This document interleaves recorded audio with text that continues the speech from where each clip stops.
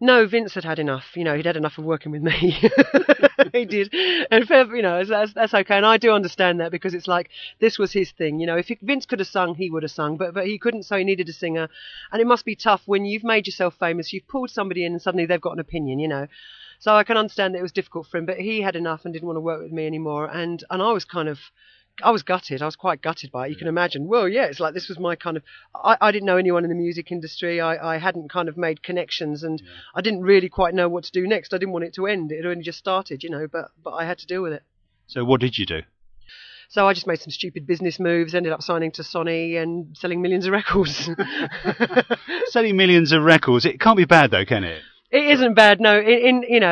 There's the good side and the bad side. The good side is that now I can sit here today and make whatever kind of record I want to make without worrying about the income, because I don't have an expensive taste, a lifestyle, and I don't need to work. The downside of it is at a very young age you're defined as a certain thing, and when you want to evolve, as you do when you grow up, do you know what I mean?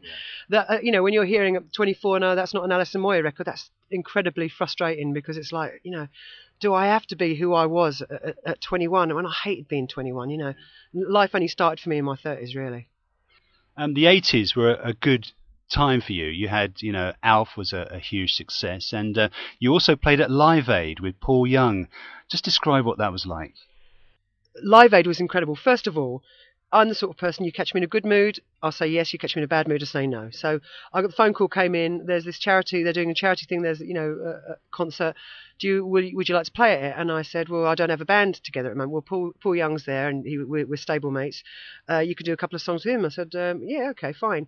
And they said it's going to be at Wembley, and I thought it was going to be Wembley Arena, And because I don't look into things deeply. I'm not one of these people that kind of researches it and knows. I don't think in terms of how it's going to sell my future records. It's a charity do. Do you fancy doing it? Yeah, I'll do it. I don't want to do any of my own records because it looks like you're flogging your own stuff on somebody else's money, which I think is a bit naff, So I'll go along there and sing a song. So I turn up, and then there's a helicopter there. And I think, why do we need a helicopter to go to the the arena, and then it took me to the stadium, which I'd never been before, and it was I had no idea the size of this thing. I hadn't read up on it, I hadn't looked up on it, nothing, And then to kind of get out of the helicopter, and standing in front of me is Roger Daltrey, and you've got Freddie Mercury, and all these people are waving and saying hi, and I'm kind of looking behind me thinking, who's just arrived, and it was the strangest thing to see the most famous people, and I don't even just mean your contemporaries. I'm talking about that generation before, when you were a punter, and to see those kind of people all mucking in together, and it was phenomenal. But I did what I always did, which was do my job, get my head down and go home again, and never socialised, which, in some ways is a real shame, because